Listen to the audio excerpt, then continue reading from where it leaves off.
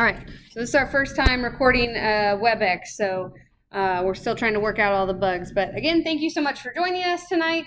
My name is Katie Sweet. I'm the 4-H Extension Educator here. Excited to be trying this new Club Leader Development Series to really help out our club leaders.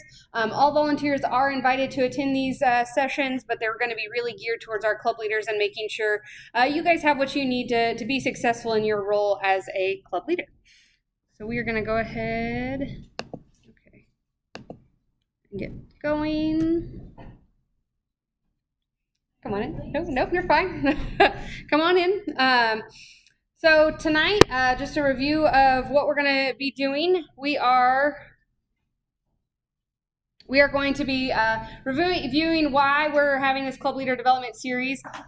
We're going to go over what a club is and why club leaders are important, go over the structure of a 4-H club, go over a few club leader expectations, and then towards the end, we're going to go over club leader sort of monthly to-dos that you need to maybe be putting on your calendar or just to put on in the back of your mind for future reference.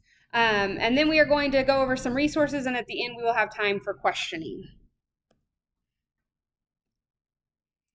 So before we begin, I did want to provide this. This is our mission of 4-H. I'd like to start all of our meetings off with this as a reminder of club leaders. Hopefully this is what we are implementing in all of our club meetings, all of our club workshops, and that is to provide real-life educational opportunities that develop young people who will have a positive impact in their communities and the world. So hopefully everything we do in 4-H reflects this mission.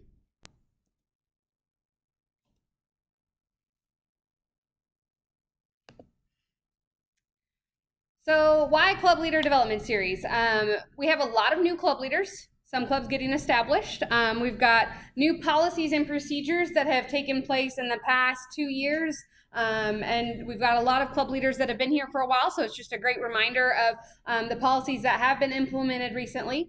According to our 4-H family survey results that we sent out this past fall, there was a lot of inconsistencies when it came to clubs and club meetings. So this was just an idea that we had to really try and help build our club leaders up and make sure at least everybody has the same information.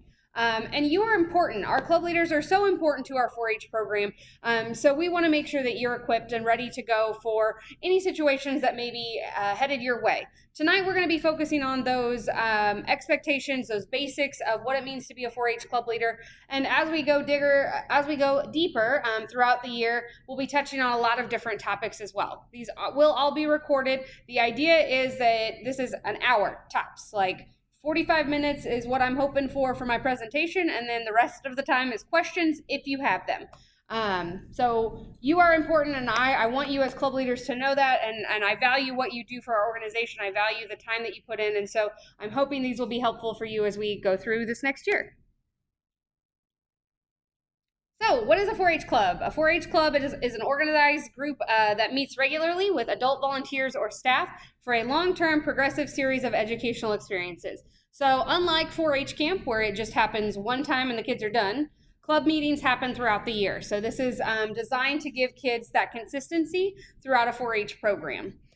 And we have two different types of 4-H clubs in Hendricks County. We've got community clubs, which are typically local to a certain area of the county. They usually focus on a wide variety of education, whereas our project clubs focus more on specific subject areas of interest to youth. So for example, beef club, shooting sports, sheep club, those club meetings will probably be geared more towards those projects. So those are the two different types of clubs we have in Hendricks County. Trying to balance two screens here. So we're going to go over some club structure. So the next couple slides are going to talk about club structure, and this information was taken from Purdue as well as National 4-H, and these are guidelines that they have sort of set in place that we need to be following as club leaders. First and foremost, all of our club leaders, assistants, adult helpers are to be screened 4-H volunteers. So have to have completed and passed the volunteer process, which is our paper application, 4-H online, sign up, and then adult behavioral expectation forms. We do a background check, and then they have to sit down and meet with me. Typically, all assistants or co-club leaders, if we have a new one coming on, I really like to sit down with the current club leader and kind of go over roles and expectations as well. All of our clubs have to have at least 5 youth enrolled from 3 different families. If that is not a criteria being met right now in your club, that's okay. Let's work to get that fixed. Feel free to contact me, and my contact information will be at the end of this presentation, and we can see what we can do to get that fixed. We need to have a minimum of 6 regular club meetings throughout the 4-H year. And the 4-H year is October 1st to the end of August. September is typically a rollover period for 4-H online. Some clubs meet at that time to do planning and prep, that sort of stuff, but there needs to be a minimum of 6, and that is actually a national 4-H guideline that we have to follow. Again, if your club is not meeting that guideline right now, please let me know, and we can work to figure out how we can better meet that requirement. All the activities have to be communicated with the extension office. So we have to know where our 4-Hers are at 4-H functions. A lot of that has to do with insurance and safety, but it's also just so we are all on the same page in case there's any questions. All of our clubs need to have youth officers. This is the youth organization, and so we need to make sure our youth are being able to provide some leadership for the club. Now, that's not saying let them just go run wild. You are there as a club leader to help provide that guidance, but we do need to have youth officers, and they should be elected annually. We need to meet in a location that is easily accessible to all participants and meets the requirements set forth by the Americans with Disabilities Act. We are lucky enough that our 4-H Fairgrounds meets that, but if your club decides not to meet here on the fairgrounds, that's perfectly fine. We just need to make sure that it is someplace accessible for all of our participants so that they can be a part of your club. And we need to make sure we're providing a safe and welcoming environment for all of our members. We have youth from all over the county represented in our 4-H program. We need to make sure that no matter what club they walk into, they feel safe and welcome. Go through these. So a couple more things. All of our 4-H clubs need to have a charter obtained from the state 4-H office via the county extension office. All of our clubs currently have that. And all of our clubs currently also have a 4-H club constitution that has been filed as part of the group 4-H tax exemption process. So this happened a couple years ago. It was actually before I got there that Indiana 4-H sort of redid all the club constitutions. If your club does not have a copy of that, please get a hold of me and we will get that a copy to you. We have copies in our office. Any clubs that are currently in process of planning to be formed to a new club, this is something that we will have to make sure we do, and there's a deeper process to that as well. Including receiving an employee identification number from the IRS. So all clubs have an employee identification number from the IRS. That's why all of our clubs also file taxes at the end of the year. Again, if you do not have a copy of that and would like a copy, we have a copy in our office. All of our clubs need to support the community in some shape. So really that's community service. Our clubs, we're asking them to be involved in some way to give back to the community because 4-H offers so much service learning. We want to make sure our youth are being able to have that opportunity in the clubs as well. Club funds are raised according to approved procedures and funds are handled appropriately. We will have a whole club leader development session on finances in December, but this is very important for our club leaders to know because as club leaders, you guys are responsible for the club finances. Meetings include a balance of business, education, and recreation, incorporating experiential learning experiences. So giving kids a chance to really be a part of that, and that leads right into our next slide, actually. What should a typical meeting look like? Like I said, we need to have youth officers leading the meeting. Again, adults are there to be guided. This is from North Dakota Extension, I believe. And the handout you guys have here and the handout that will also be uploaded online is from, I think, Ohio State. Michigan State. Yeah, it was one of those. Thank you. So we're hoping that youth officers are leading the meeting. We're saying that it should be 1 to 2 hours max. Any more than that, we lose a lot of participants. It just gets really long for kids. There should be a business portion of it. That would be a chunk of it. That includes pledges, minutes, reports, etc. You can see kind of the breakdown there. About a quarter of it would be business. We want a majority of it to be the program. So this is the education component. That could be maybe talks about a project, maybe that's a speaker coming in, maybe that's kids giving demonstrations. There's a couple of different examples on that list. It even talks about tours. It talks about actually letting the kids work on their projects, but something educational, and that should be a majority of the meeting. And then there should be some sort of aspect of fun, obviously.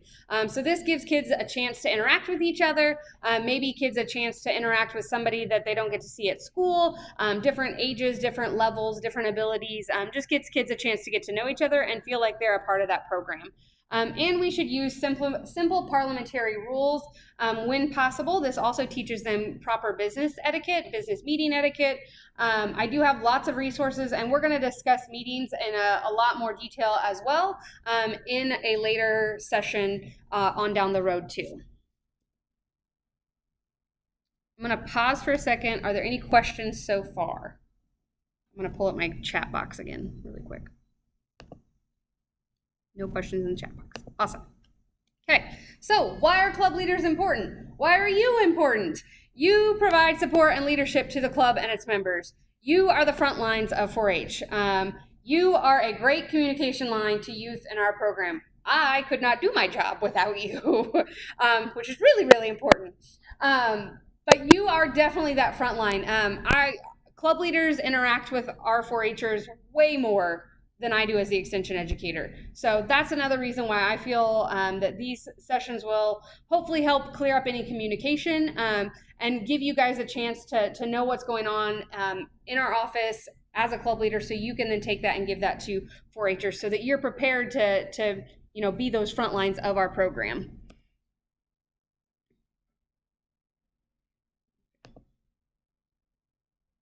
Oh, come on, there we go. All right, so the next couple slides talk about expectations, and it was really hard to sort of summarize these, so I tried to keep it short, but it might seem like a lot. First is I hope that you participate. So as a club, I apparently forgot to finish typing something there. As a club, it's supposed to say hold meetings. Hold meetings. So first and foremost, club leaders are to be holding meetings. I mentioned before a requirement is that 6 minimum, and that's just the minimum. There's obviously a chance to have way more because we have more than 6 months of the year. You can have more than 1 meeting a month. You need to figure out what works best for your club. But the important thing is you are participating. You are being an active member of the 4-H program. Participate in 4-H flower sales as a club. That is our biggest fundraiser of the county. It sends kids on trips all over the state, actually all over the nation. We've sent a couple kids to Washington, D.C., Atlanta, Georgia. It helps provide awards for our 4-Hers and for our volunteers. So this money is huge in our 4-H council, plus the clubs get a kickback. It's 10% of sales from your club go back to your club to use as you see fit within the club. Whether that's items for recreation, whether that's food for refreshments, or maybe bringing in a speaker, whatever you see fit for your club. Participate in leaders meetings when possible. I am obviously not saying that you have to come to leaders meetings, that it is mandatory, but we have rearranged how we conduct leaders meetings, and things like this is sort of taking the place of what used to be every other month leaders meetings. We're trying to focus our leaders meeting on as more of a training and a volunteer development. Rather, we still have business to conduct, and we still do other things there as well, but we're trying to incorporate those more as a training opportunity. Participate in fair activities. We could not run the fair without our volunteers, and club leaders are a huge part of that. And participate in the community. Next is communicate. Communicate to the extension office what you're doing. Communicate to your members. That's huge. Letting members know what's going on. And not only that, to their families. So keeping them in mind if you hear about a reminder that scholarships are due. It would be great as a club leader at your next meeting to say, hey, 4-H families that have a 10th, 11th, or 12th graders, don't forget to turn in your 4-H scholarships by whatever date it is. Or 4-H families, hey, 4-H camp's coming up. Here's some dates you need to know. Just keeping them in the loop of what's going on. Communicate to the public about your club, about your passion for 4-H, which hopefully everybody has. But educating the public about what 4-H does is so important. Communicating to the 4-H Youth Council and to the Fair Board. So these are two entities that really help in different ways. The council is the governing body of 4-H at the local level. And so these are the rule makers as well. So if there's a concern that you as leaders have with the 4-H program, with the rules that we have, that goes to council. If there's something you see happening at the fair or something that should be happening at the fair, we want you to be able to communicate that to the Fair Board as well. Because not only are you working with the youth more than a lot of these other boards, you're their voice too a lot of times when it comes to 4-H matters. And then you can also access 4-H online for club contact information. So all of our club leaders have the ability to communicate through 4-H online. The next couple we have are educate and demonstrate. We hope that you educate our youth. So in that wheel of the meeting, a lot of that was the program, the educational program. So provide educational opportunities that foster an environment to develop a sense of belonging, mastering, independence, and generosity, which is the essential elements of positive youth development.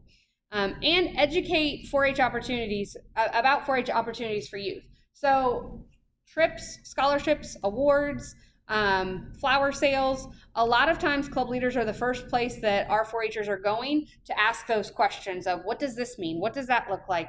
What is 4-H camp? What are flower sales? What can I do in a scholarship? While you might not have the answer, that's okay.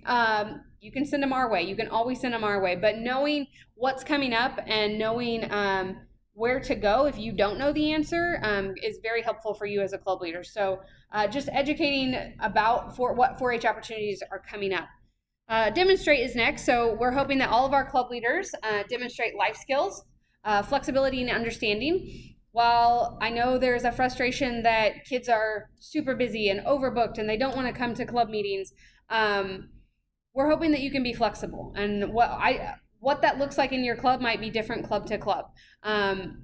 Things happen, life happens with families, but making your club meetings fun, engaging, and educational is one step that you can take to hopefully get people to come back. And again, we're going to talk a lot more about meeting ideas and ways to engage youth and adults in your meetings at a later one of these, but being flexible and understanding that things happen and making sure our families understand that we are people too is very important.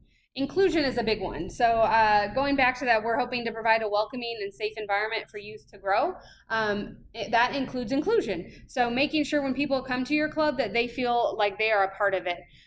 Work together or show how to work together by working with your 4-H members. So again, going to that youth-adult partnership, that teen leader or youth leader opportunity, we're hoping that you're working with your 4-Hers, not just telling them what to do. Excitement. We want you to demonstrate excitement for the 4-H program. We're doing so many awesome things. Share that with your 4-H families, with your club. And obviously we want you to demonstrate the 4-H motto, which is to make the best better.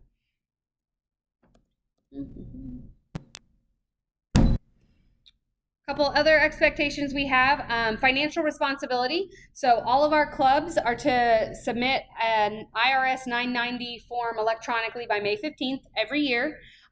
We have step-by-step instructions that we send out to our club leaders. And again, we're going to go into a lot more detail about financial stuff at a later session. Club leaders also need to submit financial forms by the designated date to the extension office at the beginning of the year. 20% of our clubs have to also participate in club audits every year. So that is a standard that we have to follow as council and as 4-H in Hendricks County. We have to have 20% of our clubs audited every year. We're hoping that our club leaders follow policies, whether they're from Purdue, Indiana 4-H, National 4-H, or Hendricks County. So that includes the volunteer policies we talked about, making sure you yourself are an active screen volunteer and any adults that are helping you in the club are also following those volunteer policies. A handout that we have tonight and that will also be uploaded online later is a review of a successful 4-H club. This is a guideline that Purdue put together combining national 4-H, state 4-H policies for a club leader. This is a great tool for you to use as you're going through the year and sort of prepping for what you need to do as a club leader. So it talks about all the different guidelines, financial, including youth, some important dates that you'll see in there. So that's a good policy to follow as well. And making sure that you are following Clover policies. Our 4-H Clover is very protected, and part of my job is I get to be Clover police. So if at all you guys are planning on doing club t-shirts or maybe club sweatshirts or club coats or club chairs that have the Clover on it, anything that would have the 4-H Clover on it, I have to see. That could even be if you are going to be, let's say, asking for a donation from a local company to supply refreshments for your club. If your letter or mentions 4-H, has the 4-H Clover, I need to see it to make sure that that Clover and that our organization is being protected. So making sure we're following policies is a big one. Okay, questions so far? I'm going to pull up my chat box one more time. I don't think I have anything. All right, so now we're going to talk about being a club leader throughout the year. So a lot of people, when they think 4-H club leader, they think, oh, that's the person that signs my completion card in July right before the fair. I know and you know that there's so much more to that. So here's just a couple notes of each month, what you can kind of expect as a club leader and what we're sort of also expecting from you. In August, September, this is a great time to plan meetings for the year with the help of those youth officers. Confirm your participation as a club leader. So this year we did something new with our club leaders is we sent out a mailing pretty much asking for contact information, anything that needs updated. If you were planning on being a leader and a couple other questions on there, that's something we're hoping to do every year just to make sure we have the most up-to-date information, because once the middle of September hits, we actually are unable to get on to 4-H Online sometimes and see that information. So knowing that we have the most up-to-date contact information for our clubs is really important. Let us know any meeting dates or workshop dates or activities that you have planned for the year, because we are really ramping up for our 4-H open house in October, and October 1st kicks off our enrollment. Our goal every year is to have all of our meetings planned by then. We know sometimes that doesn't happen. That's okay. Again, these are not hard and fast. You have to do some of these. Some of these are encouraged.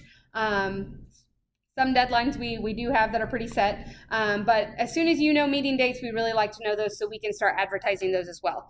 And if possible, attend the fall leader meeting. In the fall, we sort of review the fair, review the 4-H year, what went well, what could we improve on for next year, and really have that planning for the upcoming year. And then October hits and it's enrollment. It's crazy to think that we're already a couple weeks into 4-H enrollment this year. We hope that our club leaders will assist with 4-H open house. That's a great way to meet new people. This year we had over 200 people come through, and a majority of those enrolled on 4-H Online as well. So that's a lot of people coming in and out. And I would say a good chunk of them were actually new. So this is the first time a lot of 4-Hers are going to be seeing club leaders, meeting club leaders, and getting a feel for what's going to work for them in 4-H. So it's a great opportunity as a club leader to participate. Promote 4-H. October is our enrollment. We're hoping that you're out there promoting and encouraging enrollment and re-enrollment. So reaching out to past club members and saying, hey, it's time to re-enroll. We try and do that as an office, but sometimes, again, because you guys are seeing them more frequently, it's better coming from you. Make sure you re-enroll as a 4-H volunteer. Make sure any adult club leaders or volunteers that are helping you are also screened. And then be sure to start promoting those meetings, because I will say that's probably the number one question we get asked during enrollment is, what club should I be in and when do they meet? So the sooner we can have that information, the sooner we can provide that to our families.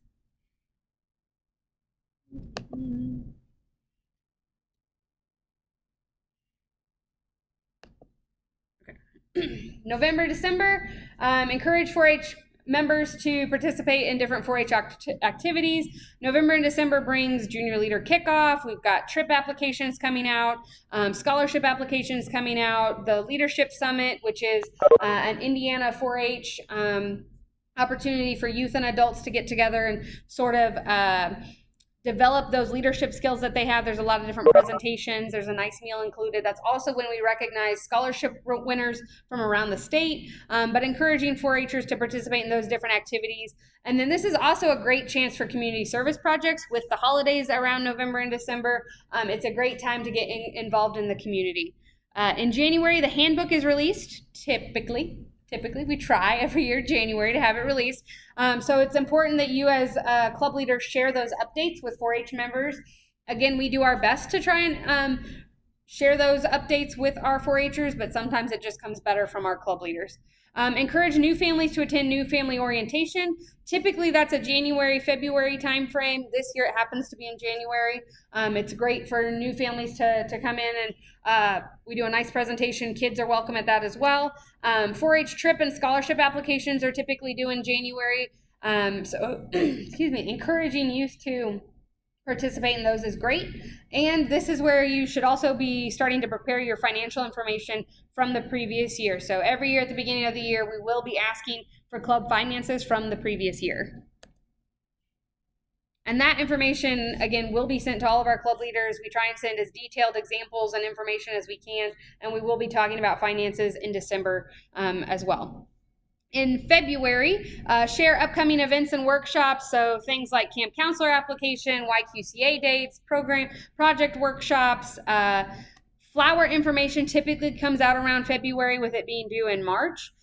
So please share that with your club. Again, we are, it's an expectation that clubs are participating in that because that is our biggest fundraiser. And then submit your financial paperwork, and that is something that all club leaders should be doing. That is a requirement from the state and from the federal level that we have that financial paperwork in our office in case the IRS were to ever come in and want to conduct an audit of the Hendricks County 4-H program. Participate in the spring leaders meeting. This year, our spring leaders meeting is focused on first aid. So we will be offering it as a training for leaders and volunteers to come learn about different basic first aid training. That's been something that has been said over and over again from different club leaders, different volunteers, that there has been no training on that. So we're trying to address that this spring. And if you are one of the 20% of clubs that are being audited, we ask that you would participate in audits. And again, those are typically February, March timeframe. You will know, it's not going to be a surprise of which clubs are being audited. We will make sure you know that well in advance. When March comes around, remind families of upcoming 4-H events such as Tag-In and 4-H Camp. That's typically when all that stuff happens. And that's when we need to have our flower sales submitted. So flower sales, again, you'll see that kind of over and over again. That's a big time for that. When April comes around, this is really when project workshops start to pick up speed. So this is where the Clover Connection is going to be your friend. We try and update all that we can on our Clover Connection every month, and then we are working on getting some things fixed on our website so that it hopefully will be easier to find some of those dates as well. Some of that our hands are tied because it is a site that we have limited access to, but we're trying to get some information to our club leaders to make sure they know what's going on as well.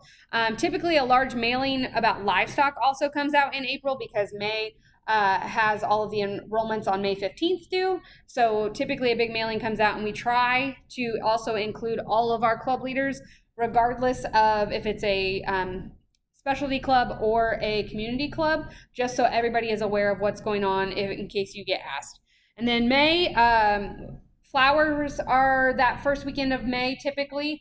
We ask that you assist with 4-H flower sales pickup for your club. And if you can't, ask parents. We will be working with club leaders throughout the spring to hopefully set a schedule so that everybody knows when flowers are coming, what's going on, so that you can make sure your club flowers are going to be picked up. May 15th is a big date for a lot of reasons. One is that is also when the IRS electronic paperwork is due. That's a federal requirement again. That is also when our animal identification, except for steers, and all of our project information and 4-H members are really encouraged to be enrolled by May 15th. Completion cards are also available for pickup, and we will be having a section on completion cards and white cards totally. We'll totally focus on those things at a later date as well. All right, next, June and July, so our summer months are finally here. We're excited about that. June means fair entry opens up, so helping 4-Hers sort of prepare for that and prepare for fair as they navigate through all that's happening in June, like camp, roundup, or 4-H Academy. While you may not be an expert at fair entry, we offer lots of help sessions at the office, and that is okay. But you will probably get asked questions as club leaders. You'll probably get asked, what does this mean? How do I do this? And if there's any questions you have that you cannot answer, please send them our way. And we're happy to also walk through fair entry with you guys as club leaders too. If there would be something you would want to see from our side, we're happy to share that with you so you can better understand why fair entry sort of is the way it is. Attend leaders meeting in June to help prepare for the fair. This year is going to be a joint meeting with our junior leaders. So we're going to be doing some joint training with our leaders and junior leaders to prep for fair check-in and a lot of other different fair activities. This is a great opportunity to remind members to be working on white cards as well as any of their project workbooks, which they should be doing throughout the year. But it's a great reminder that they need to have certain things done in order to have that completion card signed and handed out to them. Again, we'll be talking about those things at a later session as well. And then July's here, and chaos is here with the fair and everything, and we're super excited. This, as a club leader in this month, we're really hoping that you are just checking in with your club leaders. Have they completed what they need to be able to exhibit at the fair? Do they feel comfortable, especially those new families? I don't know how many times I've had a new family stop me at Project Check-In and just say, whoa, this is a lot. I did not expect this. We try as best we can to prep our families, but again, sometimes it's better coming from a different point of view. As a club leader, being someone that they trust and can confide with, and maybe not, have to feel like they have to be super nice to me about how crazy it is. So they can be a little more honest with you guys. Assist with Project Check-In if you can. Not only does that help things run smoothly, but that also gives our 4-Hers a familiar face. So they might not necessarily know the project person they're checking in with, but if they see a club leader and they know, I can go talk to that person and they'll help me answer questions, that's going to help them feel a little more comfortable as well. Enjoy the fair. We want you to celebrate your members' accomplishments. Make sure you turn in the white cards of achievement by the Thursday of fair. That's when council starts to meet and sort through all of those for awards. And then attend the achievement banquet to be recognized for a great year. We've done a lot through this past year, and our achievement banquet is just a great time to recognize not only our 4-Hers but our volunteers for all that they do for our organization. So a couple of resources for you.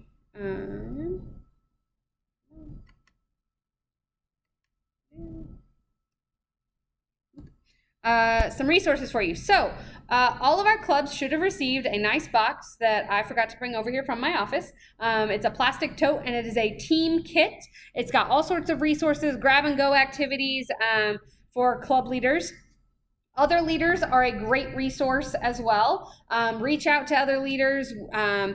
If you have questions, they're going to be able to say, hey, I might not have a perfect answer, but here's how we did it. Here's how we addressed the situation.